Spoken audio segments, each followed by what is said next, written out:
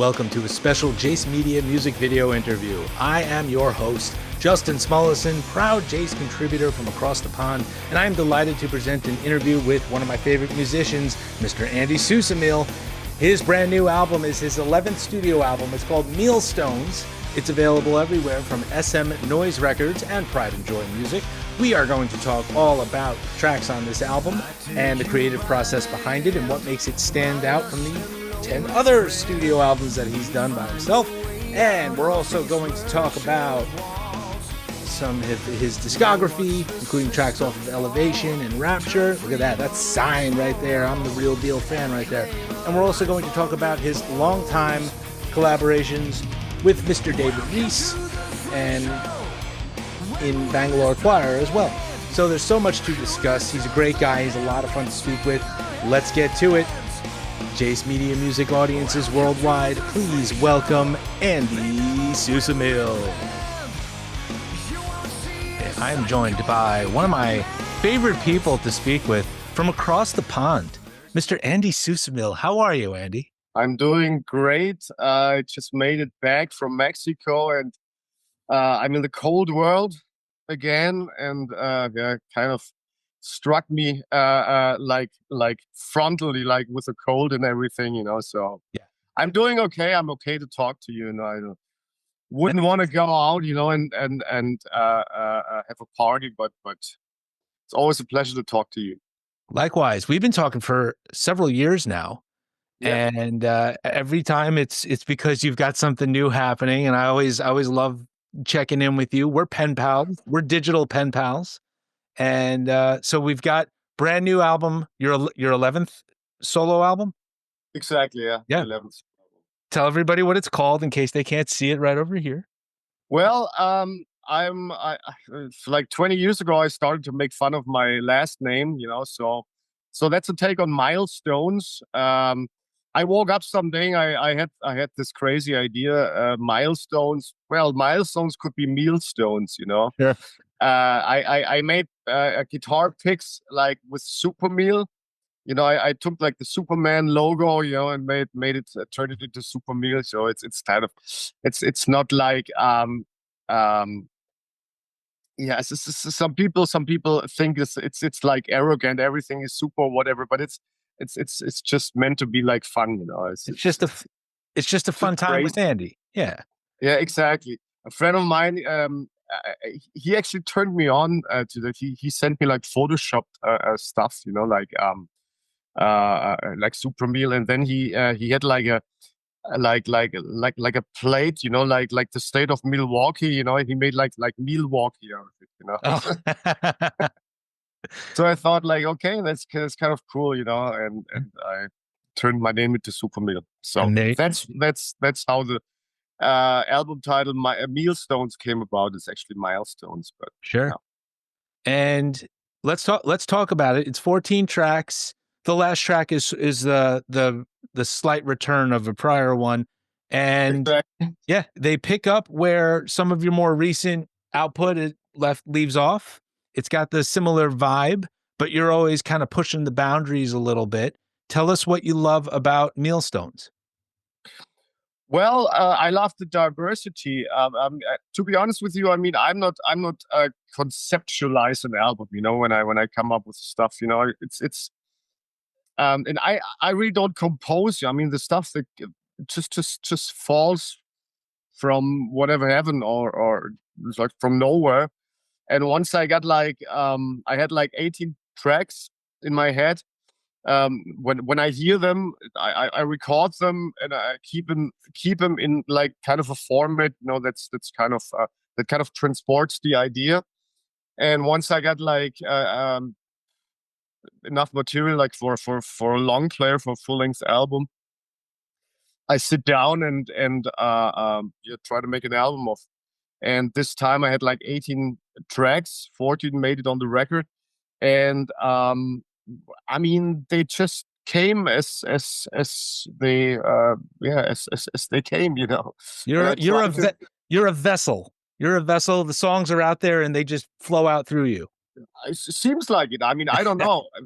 I mean, I'm doing it that way because earlier, like whatever, 20th or in general, when I try to sit down and write a song, um, it always turns out as a crap song. It's not really. I mean, if I really want to write a song intentional, it's not. Yeah, I mean, you can get it somewhere, but the best songs are really out there. I mean, they just come to you. Yeah. Now let's talk about a couple of my favorites on this one. As if on cue, you've got Summertime. the summertime blues. Tell us about, because we're freezing cold right now. I'm in New York. You're in Germany. I'm frigid right now, so I need some warmth. So tell me about the summertime blues. So am I. So am I. Like I said, I mean, it's like I just came like from a nice climate, like 25 degrees. I mean, it's like a Fahrenheit, but here it's like 2 or 3 degrees, so it's like terrible. Well, the summertime blues, it's to begin with, it's not a blues, but it's kind of a take on how do you want to explain it? I got a couple of songs like that Slows it down a little bit. The deal with the media in general, and like the last years they showed me, that you can manipulate people like on demand. You just flip a switch, yeah, people you can make people believe everything, and that's just why like in the first verse, I don't know my lyrics, to be honest with you. Oh, it's a new song. It's a tough one. Yeah, I'm talking about the Talking Heads. Anywhere I run for silence, I hear the noise from the Talking Heads. Yeah. I mean, the Talking Heads. I mean the TV, Not the band. Yeah. the TV hosts and stuff. And it's like as if on cue. We got the summertime blues. They make us believe something. And all of a sudden, like the whole nation's got the summertime blues. They got the power to do that. And this is what it's all about. And so that's a great one. And right before that is Breaking the Silence and in the Violence. That's like your plea for some decency and common good, right? Oh, absolutely. Yeah, the message it's in plain sight. I mean, if more people would speak out and say, I mean, let's just stop the violence. It's going around like in this world. I mean, it's terrible what's going on. Yeah. It's like it's maybe you can take it as a call, to put out there, for people to voice their opinion, just to say no to all this violence. It's like it does no good for anybody. Do you travel a lot outside of Germany for music? Not really. I mean, No. I've been to Mexico for the last 3 months now. Oh, okay. So the answer is yes, you have. Have you seen? Yeah. So in your travels in the last few years, have you seen a lot of, not violence, but have you seen a lot of? Have you seen the mood change in the world?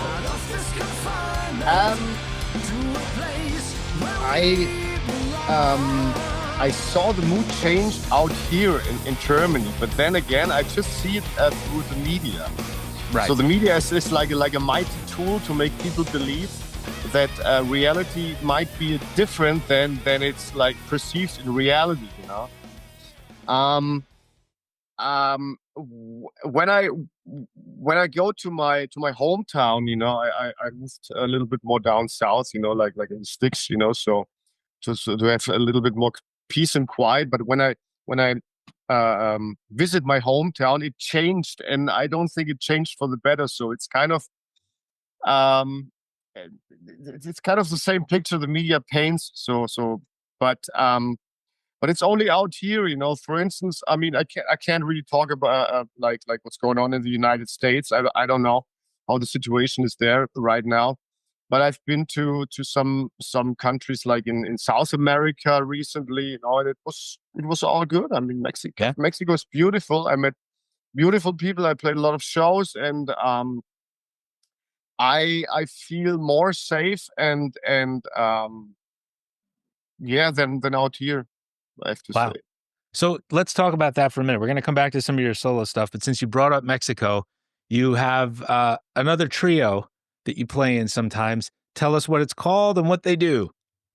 Oh, it's a fun trio, It's like I figured, when I'm in Mexico for 3 months, I might as well play some shows, because this is what I'm doing, this is what I like to do. So there's another German dude. He plays like drums and cajon and stuff like that. And we got a bass player from Mexico. So it's two Germans and one Mexican. So Klaus, I mean the drummer, he had the brilliant idea to call it German Mexican sandwich, Yeah. because two Germans and one Mexican. So Hey, put and some, it's yeah, you put some bratwurst inside the taco shell and there you go, right? exactly. We don't. We didn't even ask him. If he wants to be the bratwurst. And so Um, why were you down in Mexico? What were you producing an album or something? no, I just played a lot of music. I'm recording ideas. I'm always recording ideas. Yeah. I keep my antenna. I keep my thumb on the record button. Hmm. So when some idea is pouring in, I just record it. Yeah. But I didn't have my studio with me, so Sure. I need my studio to like work on ideas, obviously. I just I got my computer, I got my mini studio, so I can kind of conserve the idea in a format that kind of transports the initial spark, because I mean the essence of the idea. That's important, because sometimes, if you just record, like if you're like at the airport and you got a great melody and like a verse or chorus or something, and you record it, you just hum it like on your recording app. It's sometimes, it doesn't transport over time. So when you Right. when you listen back to it, like after 2 or 3 weeks, it's just gone. Yeah. Because All right. So you had those shows with German Mexican sandwich, and are- is that something that you're just going to come back to when you're physically there? oh yeah, it's like a fun project. I mean, we play like we play some of my stuff, and we play covers. So Yeah. it's a fun thing, that you can always like revitalize again, so Sure. Cool. And who plays with you on Millstones? it's actually me. It's all you. Meal Stones, it's actually the first record that I did all by myself, Oh, because in the last records I always had like musicians, like various drummers, various bass players and stuff, yeah.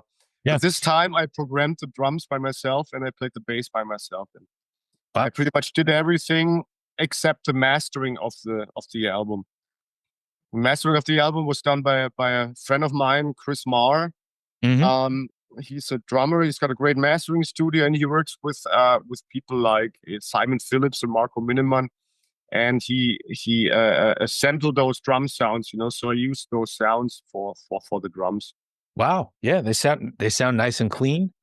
Hmm. And so this album really was a milestone for you in that is this the first one that you've done played all the instruments? Yeah, I mean, I played all the guitars and did all the vocal parts Yeah. myself. The last albums, but this album, I mean, there was really nobody involved as far as like performing instruments go. Yeah. Wow. All right. And do you miss having people in the studio with you, or are you happier to do it on your own? Well, I mean, the thing is, I mean, these days, you don't see those people anyways, Oh. because you getting Good sent point. the drum tracks over the internet. Yeah. Like for instance, Andre, my bro in Richmond, he did a lot of drum takes for me. He sent it over the internet. Peter Baltis, who played some bass parts in Nashville. he sent the bass parts over. So I didn't really see those guys. Right, I right, didn't right. really sit in the studio physically and work with these guys, you know. So it doesn't really make a lot of difference, you know. Yeah. I kind of tend to prefer the live drums, though. You know, it was a great experiment, and I think I did a pretty good job because I don't think nobody will hear that this is a drum machine. No, it could have fooled me. Yeah, I mean, I really I got some experience programming drums, and I really, it was a lot of work, you know. So I was like, every impulse I was like, you know, like putting back or forth, so it really sounds like a drummer, like a human. Yeah. Drum. So let's also talk about really wonderful album that you did. I think your last full length prior to Millstones, Rapture. Exactly.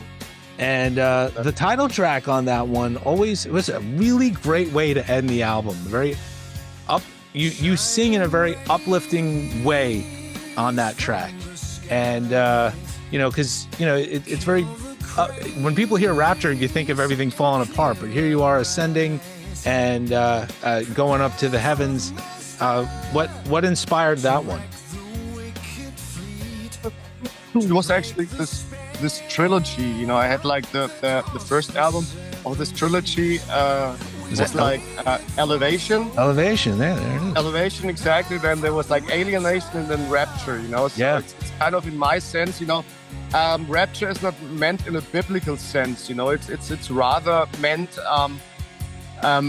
that there's a shift, you know, like going through the population, through humanity in general, you know. I mean, more people, I mean, I wouldn't want to say wake up, you know, but a lot of people, you know, question their existence, you know, and think more about, you know, what's going on.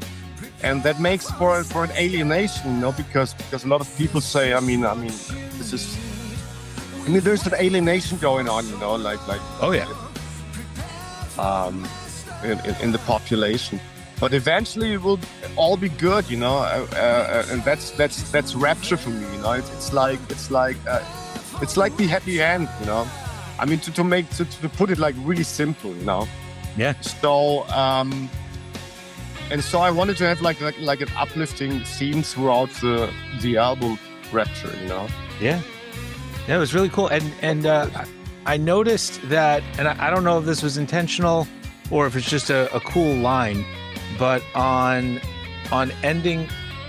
breaking the silence, you have "To the Place That We Belong," and I believe it's in "Ghost in My Dreams" off of Rapture that you also talk about the place where you belong. Was it intentionally a callback? Was that just a happy accident? Yeah, it might be a happy accident, because I personally believe, you know, I mean, we come from a good place and we go back to this good place, and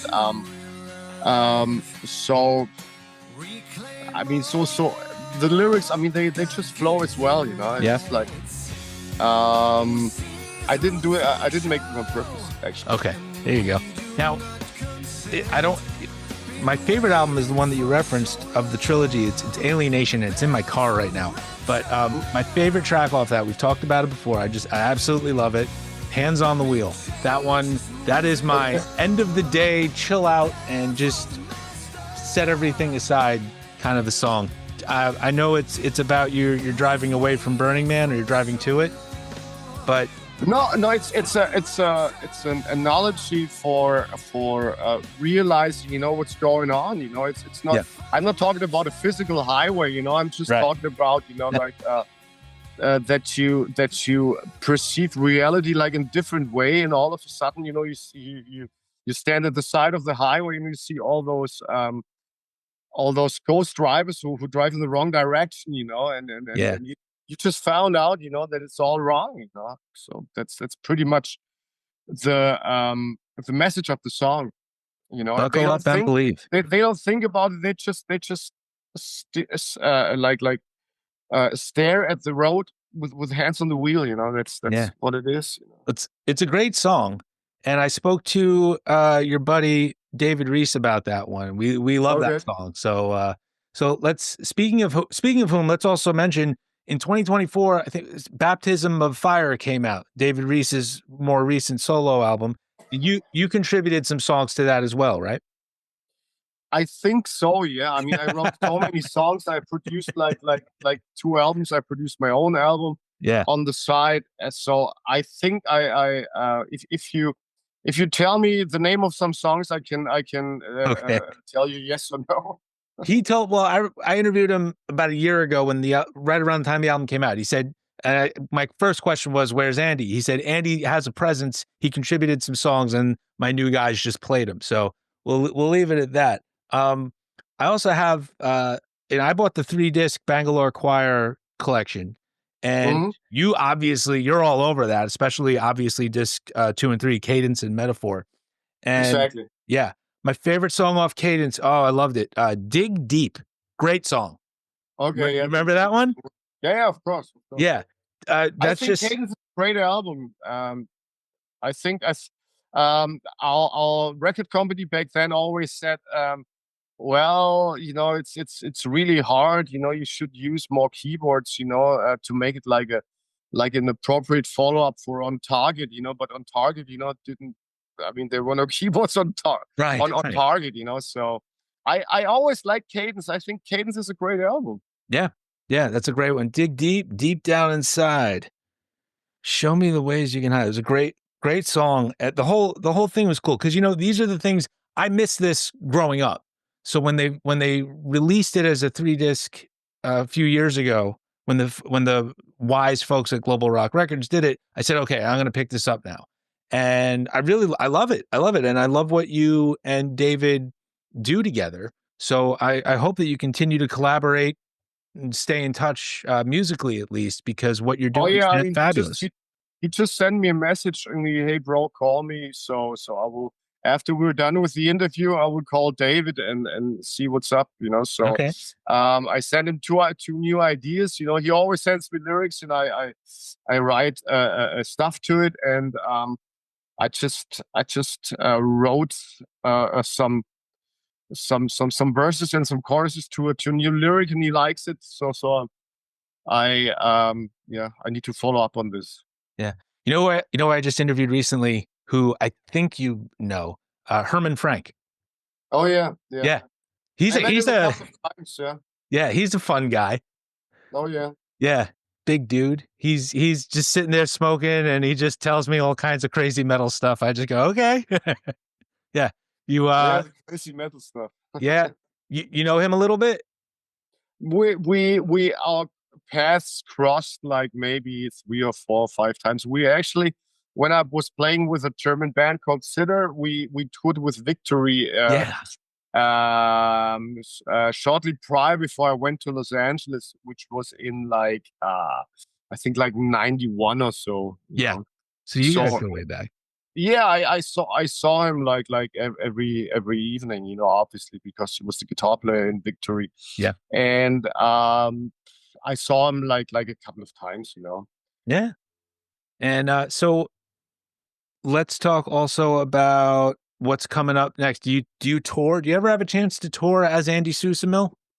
Oh yeah, I mean, I'm not doing international tours, but right now, well, I mean, I would like to, of course, but these days, I mean, the music business is kind of different from what it used to be, and the money's tight and everything. So I hope there's some nice shows, some nice festivals, international coming in. But as of right now, we got like like 7, 8, or 9 shows hooked up down here in the southern part of Germany. One in Berlin. Okay. Yeah, and that's about it as of right now. That's great. Okay. So is before I let you go, obviously, you're very happy about your fans over your decades of doing of performing music and writing music, whatever the group may be.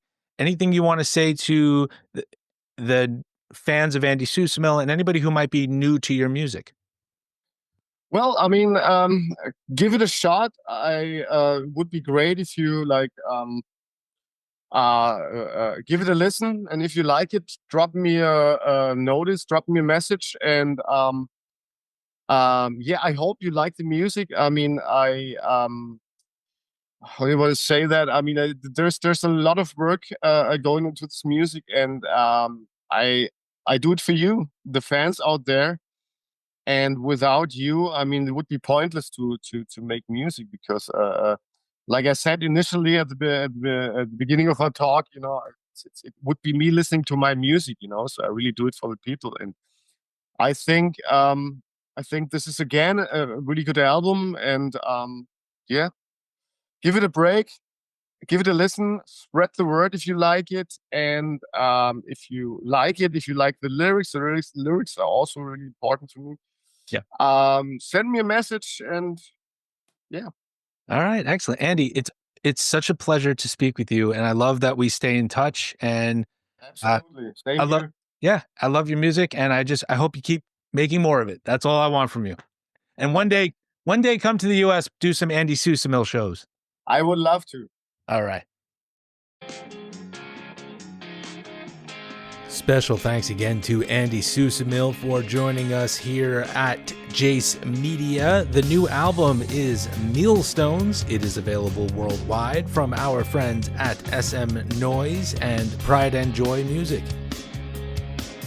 At the top of the interview, you heard a clip of one of the singles, Freak Show. And during the interview, we spliced in some clips of Breaking the Silence and Summertime Blues, all off of Millstones. And I'm playing us out with a clip of my favorite Andy Susemihl song, and that's Hands on the Wheel, which is off of an album called Alienation. Learn more about Millstones, Alienation, and all of Andy's solo work at andysusemihl.com. A link is on this interview's show notes. And as always, be sure to make legitimate purchases of the music merch, and if you're lucky enough, tickets to see Andy, to support hardworking artists like Andy.